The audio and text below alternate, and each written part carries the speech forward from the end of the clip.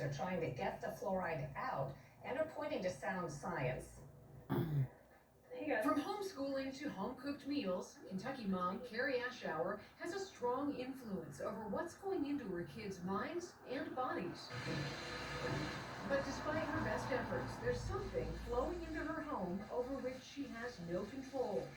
Mandatory fluoride in the tap water. I don't get to choose what's in my water. I have no control over that, especially since it's a state mandate that they have to put it in.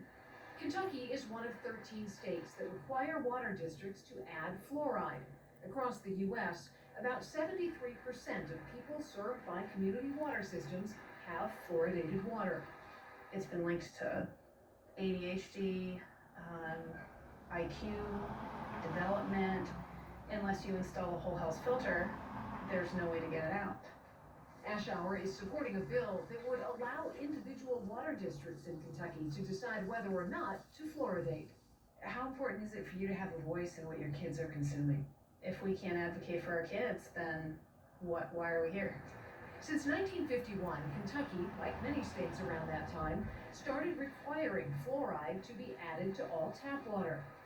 Fluoride was a generally unwanted byproduct of aluminum, fertilizer, and iron ore manufacturing, until the industry promoted the idea of adding it to water supplies.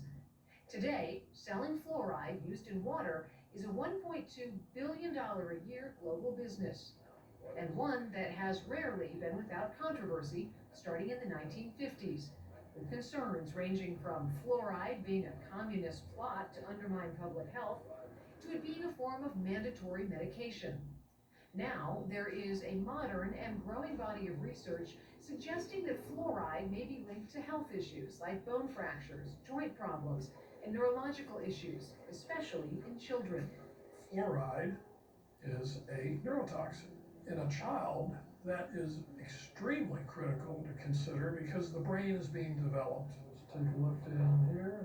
Dr. Jack Call is a dentist in Louisville, Kentucky, and part of a group of more than 800 dentists, physicians, and researchers questioning the safety of fluoride in the water.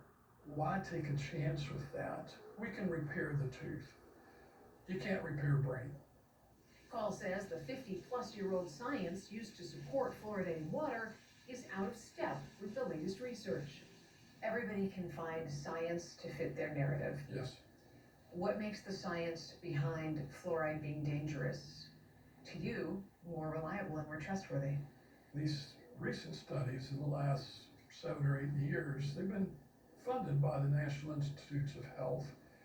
Typically, studies that are funded that way are done at very high quality research facilities and have been thoroughly vetted just to approve the funding before the actual research has started. So that adds a level of confidence. But not for everyone. I think when you get right down to it, the facts are on the side of the fluoridation. Dr. Stephen Robertson is the executive director of the Kentucky Dental Association.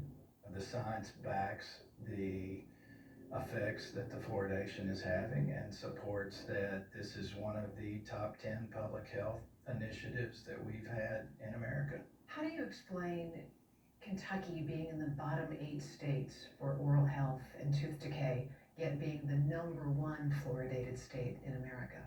As we've seen an increase in processed foods and changes in the diet and the increase in sugar intake and the high increase in soda with the acidic drinks and the high sugar content, there's going to be an increase in decay.